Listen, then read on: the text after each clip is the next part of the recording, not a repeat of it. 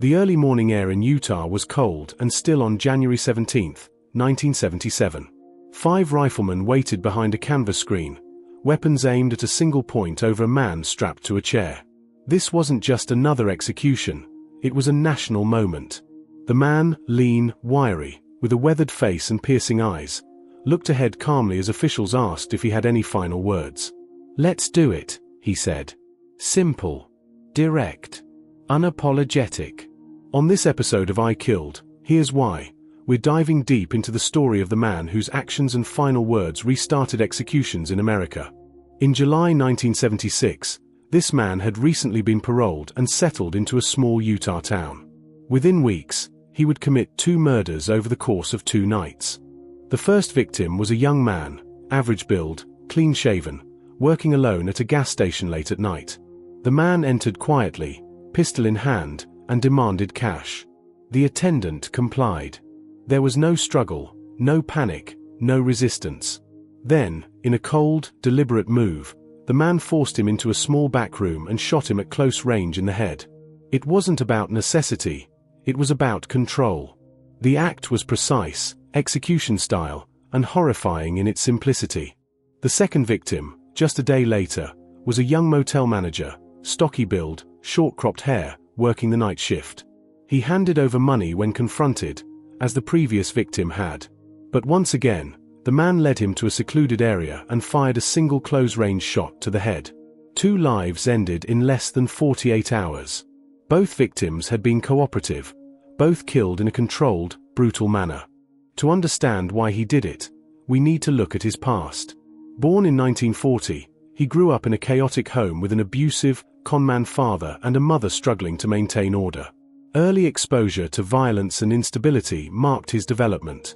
By adolescence, he was stealing, involved in fights, and soon after entering reform school.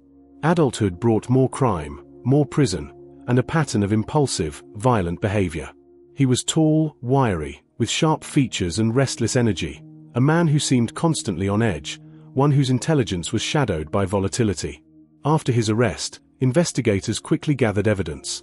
Ballistics from both crime scenes matched his pistol, and witnesses placed a wiry man with short dark hair near both locations.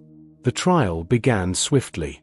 The courtroom was tense, dominated by shadow and the cold eyes of the accused. His body posture was defiant yet controlled, signaling he understood the gravity of the situation.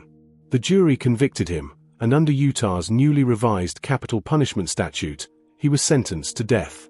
At the time, the United States had only just reinstated the death penalty following the Supreme Court's decision in Gregg v. Georgia, 1976. He became the first person to be executed under this new legal framework. Unlike most death row inmates, he refused appeals.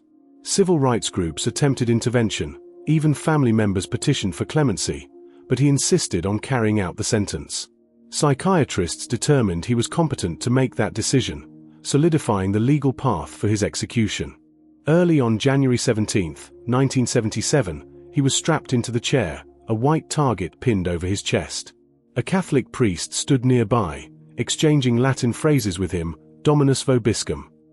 He responded, Et cum spiritu tuor. Then came the final words, Let's do it. The rifles fired, and the man was pronounced dead at 8:07 a.m. Those 3 words symbolized the end of America's moratorium on executions. The man's death marked the modern resumption of capital punishment, a turning point that would influence future cases across the country. His insistence on execution raised debates about autonomy, mental competency, and state responsibility, questions still discussed today. This story is not just about murder, but about the collision of a violent past, personal choices, and the legal system. 2 men lost their lives to senseless brutality, but the execution of the wiry, sharp-featured man forced a nation to confront the realities of the death penalty. His final words didn't just end his life, they reopened an era in American justice. On I Killed, Here's Why, we don't just recount crimes, we explore the psychology, the system, and the consequences that ripple far beyond a single trigger pull. In some cases, final words echo longer than life itself, and in this story, they mark the beginning of modern capital punishment in America.